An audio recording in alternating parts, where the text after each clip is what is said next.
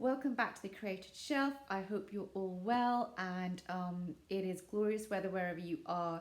We've just come back from a week of just really devastating floods in Germany, Belgium, Netherlands, Luxembourg, like this region of Europe. So I'm hoping that everybody that's watching from there is well.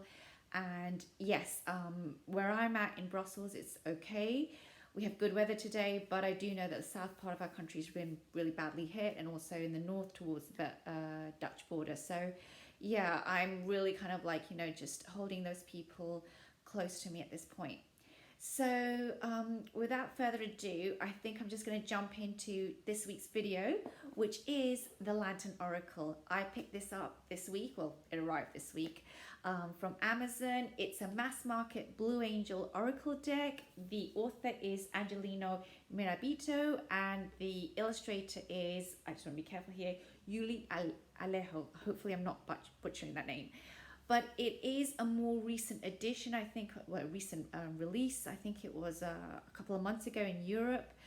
And I'm just really, really glad that I was managed to get a copy of this. I've bought it myself. It's not sponsored or anything.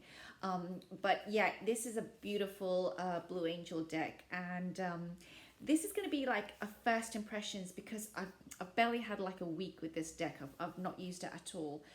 But I was blown away, and so I just thought I've got to share this with people. So this is the inside of the deck. As you can see, it's a gorgeous color, and I didn't see that many reviews of it online or anywhere. So but I just picked it up because something said give it a try. And so just a little bit about the author and the deck.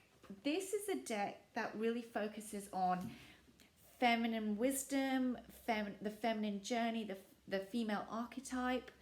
And I have to say, the first thing that occurred to me was after I saw this deck and I started going through it was, I hope they do something like this with the male archetype as well, because I just think it's just done so tastefully and beautifully.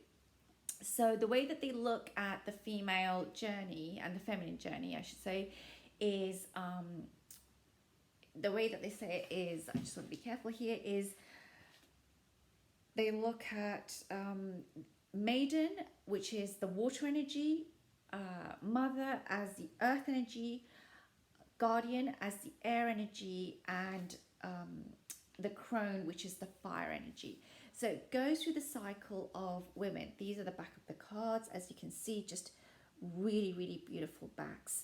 And it's a Blue Angel, so it's a matte finish with this very small, very thin black border, which I think is done tastefully. It really actually, I think, holds the image in. If it was borderless, I think that would be fine too. But anyway, so these are the images and the cards, and I was really blown away, first of all, by the images, because they're just the different cultures, different backgrounds. The energy really changes. We've got a very young child energy in there. We've got much older energies. We've got a warrior energy coming through. Just the symbolism in this card is breathtaking. And I also love the fact that the images differ in terms of something which is very, I would consider very modern, very fresh, something like this. And then it can go into a very cultural energy from a very natural depiction. So I just think that the deck really, really sings to me. That's the best word I can put it. It really sings to me. It really helps me to kind of like tap into different areas of my life. And as I was looking at this, I realized that this is a great deck to use with people that we're working with, which might be of an older or more mature energy, because it is a deck that really just speaks to different life stages and cultures and ethnicities. So yeah, I was really, really blown away with it. It comes with a keyword and then and further text underneath. So you don't necessarily need to dive into the booklet if you don't want to, but I just absolutely, I'm going to go into the booklet in a minute, but I just wanted to first show the deck images. Now, I haven't had a chance to really work with this deck, but my initial impression, I did pull a card for a friend, is that this deck is so rich in, and the card, each card is so rich and powerful in its message, that first of all, I would use this rather than as a daily draw. I think that's quite potent. I would use this as a weekly draw. And it's also cards that I might not necessarily pair with a tarot. It could be a card that just, I like to have, like, sometimes on a Saturday night or a Sunday night, like at the weekend, I will just pull one card, and it's actually an energy which cleanses my palette. And it's kind of like going into, it's usually on a Sunday, it's about going into the week ahead. So, and sometimes I need a card which has got a lot of depth in it, because then it will give me time to think about it. Because this deck deals with things like grief, loss, hope, expectations, different stages of the life cycle, I just think that it's extremely rich. And if it was a daily draw, it might become too heavy. So these are the images. I mean, look at that. That really calls towards, for me, it really calls towards the womb energy. It calls towards, there's a certain sadness in it. And there's kind of like something that's being held, and she's in nature, but I don't know, there's a vulnerability in this card. So if I looked at this and then I did the reading, I would need at least a few days just to process my own thoughts and feelings behind this card. So yeah, I think it's a gorgeous deck, and I can't rave enough about it. Now let me just quickly give you the guidebook.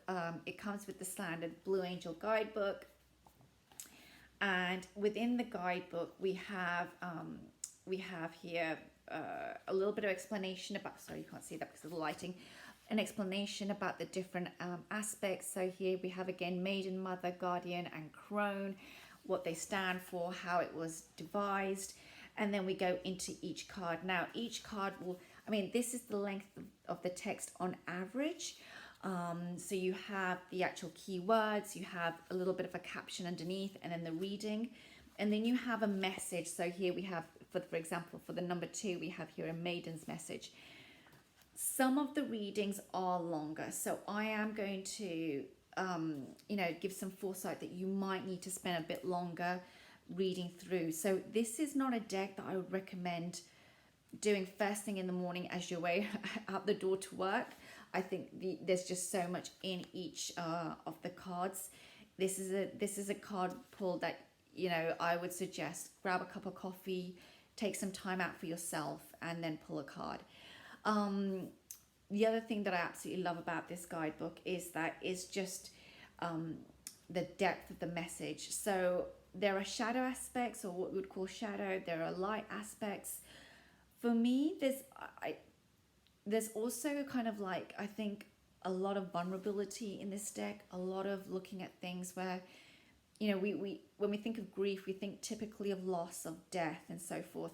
But this is also looking at grief in terms of missing opportunities, a passage of time that's gone on, not being able to share that with the people that we love. So it's just really a deck for me that really speaks to areas that perhaps sometimes we haven't looked at, and it gives like a nod towards those.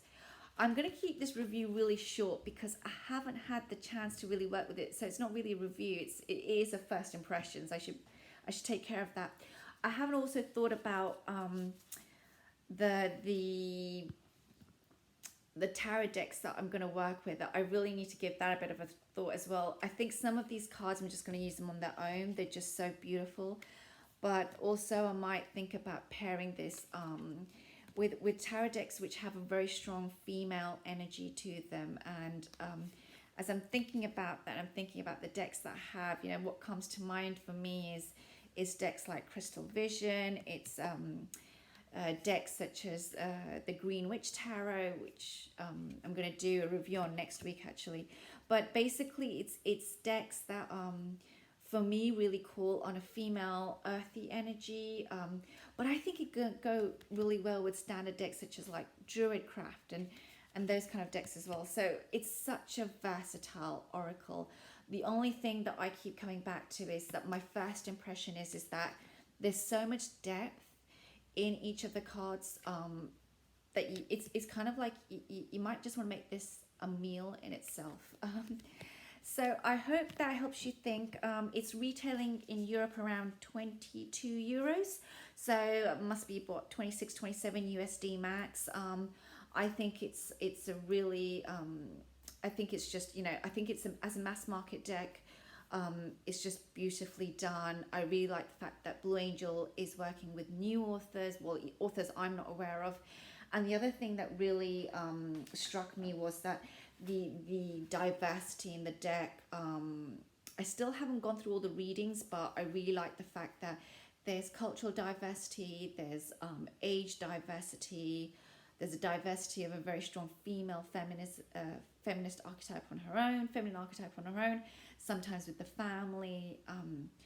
And I like the variations in this deck so much. And thank you for watching. And I hope this helps you decide whether or not you want to be buying the Lantern Oracle. Thank you.